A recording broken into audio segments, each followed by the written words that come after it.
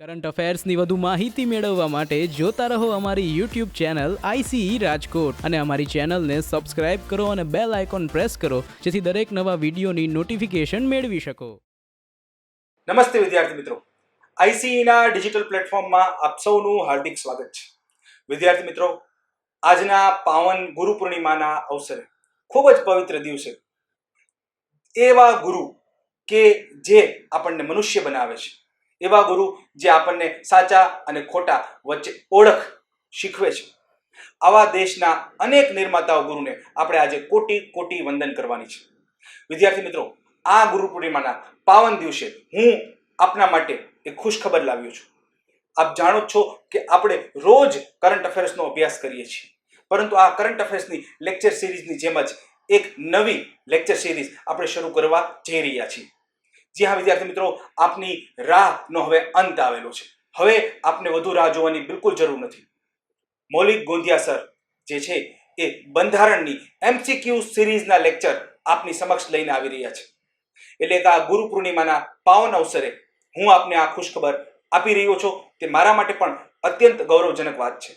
વિદ્યાર્થી મિત્રો, આપ જાણો જ છો કે જેટલી પરીક્ષાઓ પણ ગુજરાત સરકાર દ્વારા લેવાય છે, તેમાં બંધારણ એક અગત્યનો વિષય રહ્યો છે. આ અગત્યનો વિષય એના માટે જ તૈયારી કરાવવા માટે એમસીક્યુના સ્વરૂપમાં ખૂબ જ કન્સેપ્ચ્યુઅલ ક્લેરિટી સાથે મૌલિક ગોંધિયા સર બંધારણને સમજાવશે. આપ જાણો છો, ઘણી બધી પરીક્ષાઓ જેમ કે બિન સચિવાલયમાં બંધારણ અને જાહેર વહીવટનું વેઇટેજ 50 માર્ક જેટલું છે. તો આવી અનેક પરીક્ષાઓ, એ ઉપરાંત કોન્સ્ટેબલ, પીએસઆઈ, આ બધી પરીક્ષાઓમાં જે બંધારણનું વેઇટેજ છે તે ખૂબ જ અગત્યનું છે.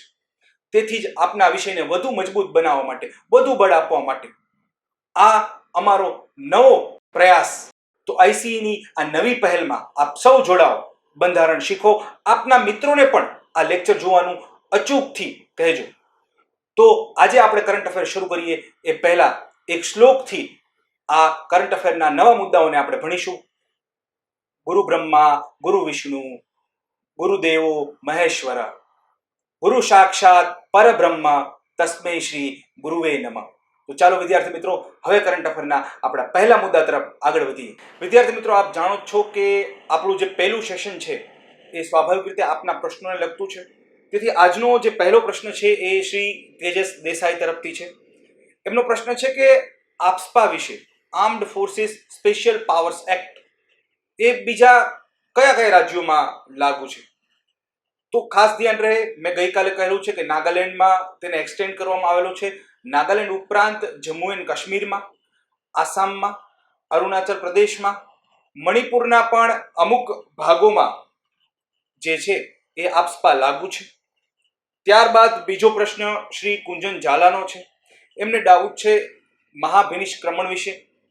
એ ખાસ ધ્યાન રહે, હું જ્યારે ગઈકાલે આ ટોપિક સમજાવી રહ્યો હતો ત્યારે આપને સરળતાથી યાદ રહે કે મહાભિનિષ્ક્રમણ જે ઘટનાનું નામ છે તેનું પ્રતીક ઘોડો છે.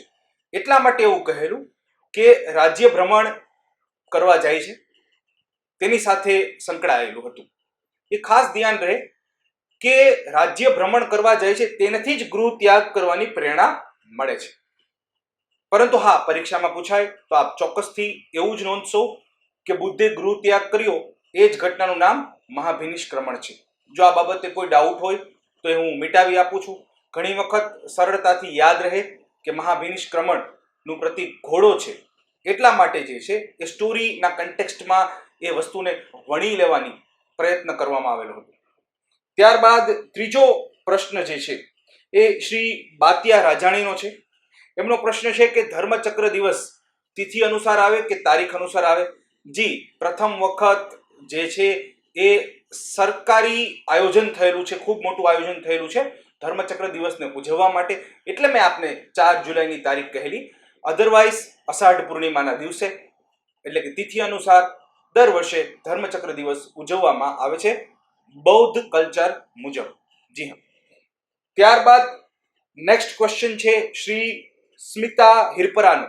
જી હા, આપનો જે ક્વેશ્ચન છે એ પણ ખૂબ જ સરસ ક્વેશ્ચન છે. નીતિ આયોગ કેવી સંસ્થા છે? જી, આપને જણાવી આપું છું કે નીતિ આયોગ પ્રધાનમંડળના મુસદ્દા દ્વારા, રેઝોલ્યુશન દ્વારા પાસ થયેલી છે. એટલે કે એક કારોબારી એક્ઝિક્યુટિવ સંસ્થા છે, તે વૈધાનિક સંસ્થા નથી, તે બંધારણીય સંસ્થા પણ નથી, એક કારોબારી એક્ઝિક્યુટિવ સંસ્થા છે. ત્યારબાદ જે નેક્સ્ટ ક્વેશ્ચન છે એ બી ખુમાણનો પ્રશ્ન છે. એમને ખૂબ સારો પ્રશ્ન પૂછેલો છે કે મૂડીવાદ અને સામ્યવાદ વચ્ચે શું તફાવત છે. ખૂબ જ સારો પ્રશ્ન છે. એક વખત એક્સપ્લેન અહીં કરી દઈશ કે મૂડીવાદ અને સામ્યવાદ વચ્ચે શું તફાવત છે. તો મૂડીવાદ, જેને ઇંગ્લિશમાં કેપિટાલિઝમ કહેવાય છે, અને બીજો છે સામ્યવાદ, જેને આપણે કોમ્યુનિઝમ કહીશું. એ ખાસ ધ્યાન રહે કે કેપિટાલિઝમ જે છે તેવી જે કોઈ વ્યવસ્થા છે, પહેલા તો કેપિટાલિઝમ અર્થતંત્રનો પ્રકાર છે, એ ખાસ ધ્યાન રહે. તો જે કેપિટાલિઝમ, જે કોઈ પણ પ્રકારની વ્યવસ્થા છે, ત્યાં એ ખાસ સમજવું કે બજારનું નિયંત્રણ હશે. સેના પર?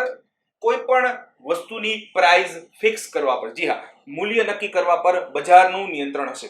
એને લેઝે ફેરે ઇકોનોમિક પણ કહી શકાય. એટલે કે બજારના હાથમાં કોઈ પણ વસ્તુની પ્રાઇસ હશે, મૂલ્ય હશે, સપ્લાય અને ડિમાન્ડના નિયમો મુજબ. બજારમાં કોઈ પણ રીતે સરકાર ઇન્ટરફિયરન્સ એટલે કે દખલ અંદાજી ન દાખવે. સરકારની કોઈ પણ દખલ અંદાજી અર્થતંત્રની બાબતમાં ન હોય, સામાન્ય રીતે નિયમો બનાવવા સિવાય કોઈ પણ દખલ અંદાજી ન હોય, તેને મૂડીવાદ કહીશું. જેમ કે અમેરિકા તેનું એક ખૂબ જ સારું ઉદાહરણ છે. સામ્યવાદ નો અર્થ એ થાય છે કે એક એવું રાજ્યતંત્ર, એક એવું અર્થતંત્ર કે જ્યાં કોઈ પણ પ્રકારની પ્રાઇવેટ પ્રોપર્ટી, જે મોટી મોટી કંપનીઓ બનાવવાની જે જોગવાઈ છે, એ નિજી હાથોમાં ના હોય, ખાનગી હાથોમાં ન હોય. ઉત્પાદનના જેટલા સાધનો છે, ઉત્પાદનના જે સાધનો છે તે જાહેર હસ્તક હોય, કોમ્યુનિટી હસ્તક હોય, ખાસ ધ્યાન રહે સરકાર હસ્તક હોય, એને સામ્યવાદ કહીશું. ઉત્પાદનના સાધનો એટલે ખેતરો, ઉત્પાદનના સાધનો એટલે ફેક્ટરીઝ, ખાણો, આ બધા કોના હસ્તક હોય છે? અહીંયા સામ્યવાદમાં સરકાર હસ્તક હશે. અને મૂડીવાદમાં જે છે એ ખાસ ધ્યાન રહે કે એ બજાર હસ્તગત હશે. એ પણ ધ્યાન રહે કે હું સરળતાથી સમજાવવાનો પ્રયત્ન કરું છું, હું વધારે ડેપ્થમાં જઈ શકું છું, પરંતુ આપની સમજ માટે આટલું પૂરતું છે, વધારે જવાની જરૂર નથી. હવે આઈ થિંક કે આ મારા પ્રશ્નોના જવાબથી આપને સંતોષ થયો હશે. હવે જે છે આજે આપણે કરંટ અફેરના નવા મુદ્દાઓ તરફ આગળ વધીએ. તો આજનો આપણો જે પહેલો મુદ્દો છે કરંટ અફેરનો, એ ખાસ ધ્યાન રહે કે એક પ્રેરક દોર સન્માન. જી હા, એક નવું સન્માન શરૂ કરવામાં આવેલો છે, એક નવો એવોર્ડ શરૂ કરવામાં આવેલો છે, જેનું નામ છે પ્રેરક દોર સન્માન. ખાસ ધ્યાન રહે. અને આ પ્રેરક દોર સન્માન જે છે એ સ્વચ્છ સર્વેક્ષણના ભાગરૂપે જે છે એ હાથ ધરાયું છે. જી હા, સ્વચ્છ સર્વેક્ષણના ભાગરૂપે પ્રેરક દોર સન્માન હાથ ધરાયું છે. એ ખાસ ધ્યાન રહે કે આ જે પ્રેરક દોર સન્માન છે તે અંતર્ગત જે શહેરો છે, જે કોઈ સિટીઝ છે, તેને એવોર્ડ આપવાનું શરૂ થશે. જી હા, શહેરોને, સિટીઝને પ્રેરક દોર સન્માન હેઠળ એવોર્ડ આપવાનું શરૂ થશે.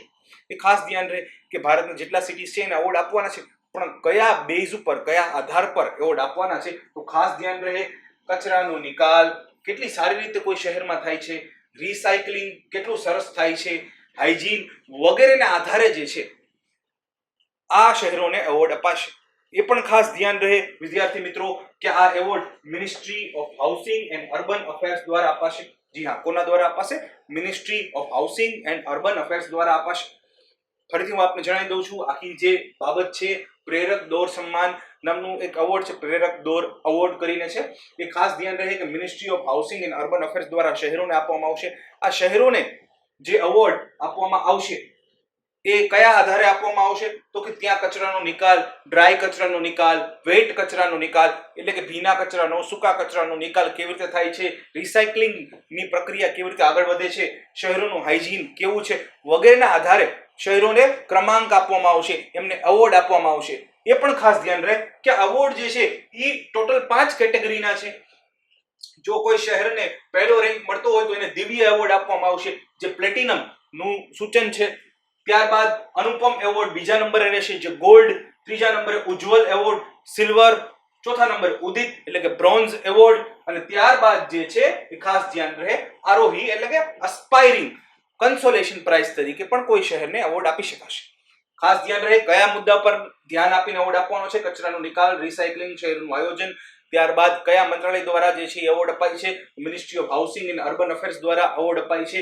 ખાસ ધ્યાન રહે કે આ 5 કેટેગરીમાં એવોર્ડ અપાય છે અને એવોર્ડનું નામ શું છે? પ્રેરક દોર સન્માન. ચાલો વિદ્યાર્થી મિત્રો, હવે આપણે નેક્સ્ટ મુદ્દા તરફ આગળ વધીએ.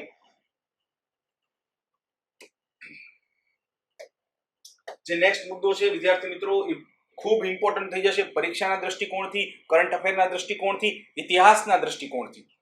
ભૂલાય નહીં કે આ મુદ્દો જે છે એ ઇતિહાસમાં એ ઘટના સાથે સંકળાયેલો છે અને આ જે દિવસ છે જે ઘટના સાથે સંકળાયેલો છે દિવસને હૂલ દિવસ તરીકે ઓળખાય છે. આપણે એક વખત જોઈ લઈએ. આજનું જે ઝારખંડ છે ત્યાં સંથાલ નામના આદિવાસી જનજાતિએ બળવો કરેલો. કોની સામે બળવો કરેલો? અંગ્રેજો સામે બળવો કરેલો અને જમીનદારી પ્રથા સામે બળવો કરેલો. ફરીથી જણાવી દઉં, આજનું જે ઝારખંડ છે ત્યાં સંથાલ જાતિના આદિવાસીઓ રહેતા હતા. અંગ્રેજો અને જમીનદારી પ્રથાની સામે એમને વિરોધ નોંધાવવા એક બળવો કરેલો. એ પણ ખાસ ધ્યાન રહે, બળવો સશસ્ત્ર હતો અને આ બળવો 30 જૂન 1855 ના શરૂ થયો. ક્યારે શરૂ થયો વિદ્યાર્થી મિત્રો? 30 જૂન 1855. જે હમણાં 30 જૂન ગઈ ત્યારે સ્વાભાવિક રીતે આની વર્ષગાંઠ આવેલી હશે અને તેથી જ જે છે આ કરંટમાં છે. એ પણ ખાસ ધ્યાન રહે. હું ફરીથી જણાવી દઉં, ઝારખંડના આદિવાસી જે સંથાલ તરીકે ઓળખાય છે તેને અંગ્રેજો અને જમીનદારી પ્રથા સામે વિરોધ નોંધાવવા માટે સન 1855 માં બળવો કરેલો હતો. જો કે પાછળથી 1856 માં આ બળવો અંગ્રેજો દ્વારા કચડી નાખવામાં આવેલો હતો. પરંતુ અહીંયા પરીક્ષાના દ્રષ્ટિકોણથી બિલકુલ ન ભૂલાય કે આ બળવાની આગેવાની 4 વ્યક્તિઓએ લીધેલી હતી જે મુર્મુ ભાઈઓ તરીકે ઓળખાતા હતા. જી હા, સંથાલોનો જે બળવો થયેલો હતો એની આગેવાની 4 વ્યક્તિઓ લીધેલી હતી જે મુર્મુ ભાઈઓ તરીકે ઓળખાતા હતા. એ 4 વ્યક્તિ સિદ્ધુ, કાન્હુ, ચાંદ અને ભૈરવ છે. જી હા, ફરીથી જણાવી દઉં, સિદ્ધુ, કાન્હુ, ચાંદ અને ભૈરવ છે જે મુર્મુ ભાઈઓ તરીકે સંયુક્ત રીતે ઓળખાતા હતા. એ પણ ખાસ ધ્યાન રહે. ઝારખંડ રાજ્યમાં બળવો થયેલો હતો. ડિસ્ટ્રિક્ટનું નામ સાહેબગંજ છે અને જે ગામ છે એનું નામ છે ભોગનાંદી. ફરીથી આપને જણાવી દઉં, ભોગનાંદી ગામે સાહેબગંજ જિલ્લામાં ઝારખંડ રાજ્યમાં સંથાલોએ બળવો કરેલો હતો 1855 માં. જે બળવાની આગેવાની 4 મુર્મુ ભાઈઓ તરીકે ઓળખાતા વ્યક્તિઓ લીધેલી હતી જેનું અનુક્રમે નામ યાદ રાખજો: સિદ્ધુ, કાન્હુ, ચાંદ અને ભૈરવ છે. તેથી આ દિવસે જે બળવો થયેલો હતો તેને યાદગીરી સ્વરૂપે હૂલ દિવસ ઉજવાય છે.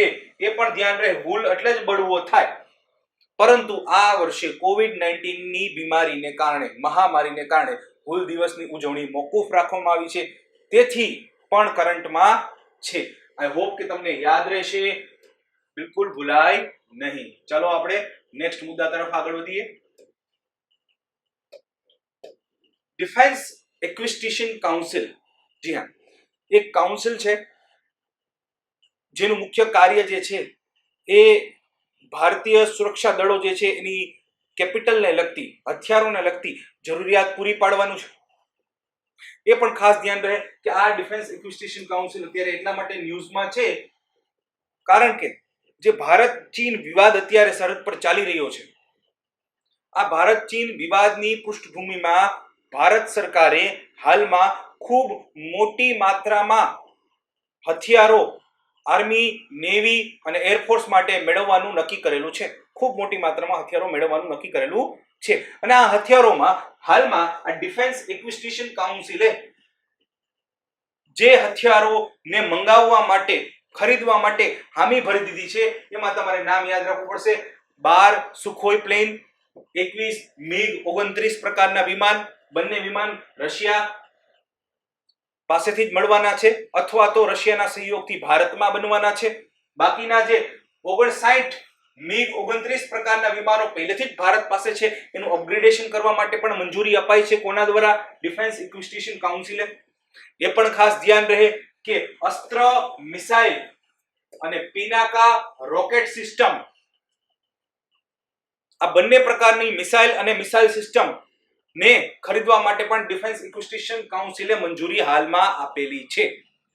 ખાસ ધ્યાન રહે કે લગભગ 39,000 કરોડ રૂપિયાની ખરીદી નો પ્લાન ડિફેન્સ ઇક્વિસ્ટિશન કાઉન્સિલ દ્વારા મંજૂર થયેલો છે, જેમાંથી લગભગ 31,000 કરોડ જેટલો ખર્ચ ભારતની કંપનીઓને જ કોન્ટ્રાક્ટ આપીને થશે, એટલે કે મેક ઇન ઇન્ડિયાને એક રીતે બળ મળશે.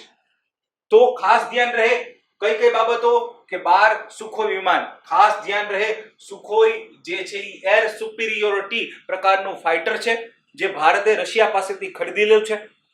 ભારતનું ફ્રન્ટલાઇન ફાઇટર છે, એટલે કે ભારતમાં સૌથી વધુ ફાઇટર જેટ સુખોઈ પ્રકારના છે અને કહી શકાય કે એક રીતે જે ઇન્ડિયન એરફોર્સ છે તેની બેકબોન, તેની કરોડરજ્જુ છે. મેગ 29 પ્રકારના વિમાન ખરીદવાની પણ એ પણ રશિયન એરક્રાફ્ટ જ છે. એ પણ ખાસ ધ્યાન રહે કે એ સિવાય જે મેં બે નામ બોલેલા છે અસ્ત્ર મિસાઇલ અને પિનાકા રોકેટ સિસ્ટમ, એ બંને મેડ ઇન ઇન્ડિયા છે. જી હા, આપણે એક વખત એના વિશે વધુ ચર્ચા કરી લઈએ જેથી પરીક્ષાના દ્રષ્ટિકોણથી આપને યાદ રહે. અહીંયા જે પહેલી બાબત છે યાદ રાખજો કે પિનાકા મિસાઇલ સિસ્ટમ, પિનાકા એક પ્રકારે રોકેટ છે, ધ્યાન રહે. પહેલા પિનાકા જે છે એ અનગાઇડેડ પ્રકારના, ઓલમોસ્ટ અનગાઇડેડ પ્રકારના રોકેટ હતા, પરંતુ હવે એમાં થોડી ગાઈડન્સ સિસ્ટમ ઉમેરવામાં આવી છે, તેથી અહીંયા પિનાકા મિસાઇલ સિસ્ટમ એવું નામ લખેલું છે. યાદ રહે કે કોઈ એક મિસાઇલ નથી. જી હા, તો એક મિસાઇલ નથી, આખી સિસ્ટમ છે, એક પ્રકારની આર્ટિલરી રોકેટ સિસ્ટમ છે. એ પણ ખાસ ધ્યાન રહે કે આ સિસ્ટમ જે છે એ 40 થી 44 સેકન્ડની અંદર, જી હા 40 થી 44 સેકન્ડની અંદર એક સાથે 12 રોકેટ દાગી શકવાની ક્ષમતા ધરાવે છે. ખાસ ધ્યાન રહે કે પિનાકા મેક 2 પ્રકારના જે રોકેટ છે તેની રેન્જ 70 થી 80 કિલોમીટરની હોય. થિયોરિટિકલી જોવા જઈએ તો 90 કિલોમીટર સુધી પહોંચી શકે છે. થિયોરિટિકલી 70 થી 80 કિલોમીટરની રેન્જ હોય. એ ખાસ ધ્યાન રહે. પરીક્ષાના દ્રષ્ટિકોણથી તમારે રેન્જ મોટે ભાગે યાદ રાખવાની જરૂર નહીં પડે. જી હા, બિલકુલ નહીં. એટલું બધું મેમરીને કષ્ટ આપવાની પણ જરૂર નથી. પિનાકા મેક 1 જે આનું આગલું વર્ઝન હતું અને પહેલાનું જે વર્ઝન હતું તેની રેન્જ 40 કિલોમીટર જેટલી હતી, પરંતુ હવે એની સુધારેલી આવૃત્તિ છે. ખાસ ધ્યાન રહે કે પિનાકા એક પ્રકારની આર્ટિલરી રોકેટ સિસ્ટમ છે. ત્યારબાદ એ પણ અને મેડ ઇન ઇન્ડિયા છે. ત્યારબાદ જે બીજી બાબત છે અસ્ત્ર મિસાઇલ, એ એક પ્રકારની BVRAAM છે, beyond the visual range air to air missile છે. જી હા, બિલકુલ ભૂલાય નહીં. શું છે? Beyond visual range air to air missile છે.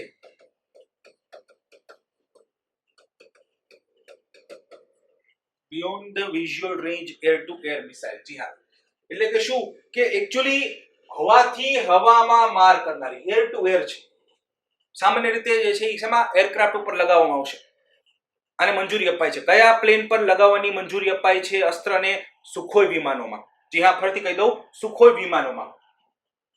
તો શું છે? હવાથી હવામાં વાર કરતી, બિયોન્ડ ધ વિઝ્યુઅલ રેન્જ, ક્ષિતિજને પહેલે પાર. જ્યારે કોઈ એક ફાઇટર એરક્રાફ્ટ હવામાં હશે, બીજું ફાઇટર એરક્રાફ્ટ જે દુશ્મનનું છે એને દેખાતું નહીં હોય, છતાં પણ અસ્ત્ર મિસાઇલ એને શોધી અને એકદમ ટાર્ગેટ પર પહોંચીને એ દુશ્મન વિમાનનો નાશ કરશે. જી હા, ખાસ ધ્યાન રહે. સામાન્ય રીતે સુપરસોનિક એરક્રાફ્ટને ટાર્ગેટ કરવા માટે જ આ વિમાનનું નિર્માણ થયેલું છે. ક્ષિતિજને પહેલે પાર, હવાથી હવામાં માર કરતી મિસાઇલ છે, beyond the visual range air to air missile. Bharat નિર્મિત જ છે અસ્ત્ર મિસાઇલ. ખાસ ધ્યાન રહે, ભૂલાય નહીં. DRDO દ્વારા નિર્મિત છે. એ પણ યાદ રહે કે વિશ્વની જે બેસ્ટ BVRAAM પ્રકારની મિસાઇલ છે તે ડિફેન્સ એક્સપર્ટના મતે કઈ છે? મિટિયોર. જી હા, મિટિયોર જે છે ફ્રાન્સ દ્વારા નિર્મિત એર ટુ એર મિસાઇલ છે, હવામાંથી હવામાં માર કરતી મિસાઇલ છે. ભારતે હાલમાં જે રાફેલ વિમાનોનો સોદો કરેલો છે તેની સાથે મિટિયોર મિસાઇલો પણ ભારતને મળશે. તેથી આજના કરંટ અફેરમાં આટલું રાખીએ છીએ. મને આશા છે કે આજનો લેક્ચર આપને પસંદ આવેલો હશે. મને એ પણ આશા છે કે આપનો પ્રશ્નોનો સંતોષકારક રીતે જવાબ આપને મળેલો હશે. જો આપને વિડીયો પસંદ આવે તો ચોક્કસથી લાઈક કરો, આપના મિત્રો સાથે શેર કરો, કમેન્ટ કરી અમને આપના સૂચનો જે અમારા માટે ખૂબ મહત્વના છે તે જણાવો.